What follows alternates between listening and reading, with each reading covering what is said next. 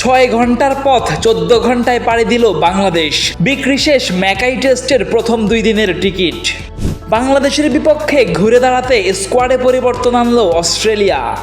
মাহিদুল ইসলাম অঙ্কনকে অধিনায়ক করে দক্ষিণ আফ্রিকা সফরের বাংলাদেশ এই দল ঘোষণা। তানজিদ তামিম ও হ্যারি ব্রুককে পেছনে ফেলে আইসিসির মাসসেরা জাস্টিন গ্রিভস। গল টেস্টে জয়ের পথে ভারত, জিততে হলে শ্রীলঙ্কাকে করতে হবে রেকর্ড। সারাদিনে ঘটে যাওয়া ক্রিকেটের দেশি বিদেশি খবরগুলো এক নজরে দেখে নেওয়া যাক।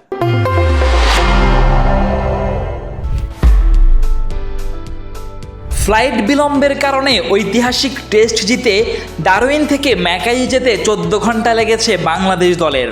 অথচ স্বাভাবিক পরিস্থিতিতে এই যাত্রায় লাগার কথা মাত্র 6 ঘন্টা। তবে ক্লান্তি ভুলে বাংলাদেশ দল মনোযোগ দিবে মাঠের ক্রিকেটেই।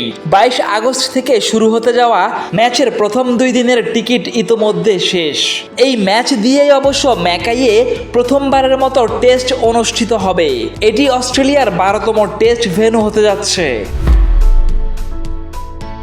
ডারউইন টেস্টে ফ্লপ, এরপরই অস্ট্রেলিয়ার ওপেনার হিসেবে জেক ওয়েদারল্যান্ডের ভবিষ্যৎ নিয়ে তৈরি হয়েছে প্রশ্ন।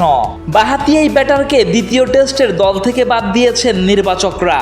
ম্যাকাইতে বাংলাদেশের বিপক্ষে সিরিজের দ্বিতীয় ম্যাচে একাদশে ফেরার অপেক্ষায় রয়েছেন ম্যাথিউ র্যান্স।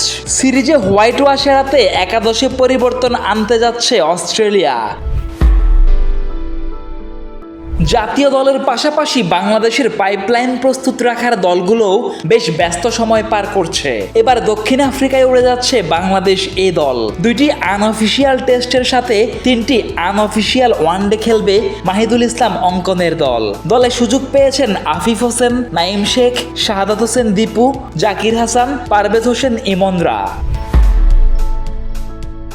জুলাই মাসে ব্যাট হাতে দারুণ সময় কাটিয়েছেন তানজিদ হাসান তামিম।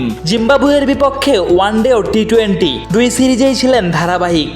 ভারতের বিপক্ষে টি-20 সিরিজে দুর্দান্ত ছিলেন ইংল্যান্ডের হ্যারি ব্রুকও। তবে দুজনকে পেছনে ফেলে মাসসেরার পুরস্কার জিতেছেন ওয়েস্ট ইন্ডিজের জাস্টিন গ্রিভস।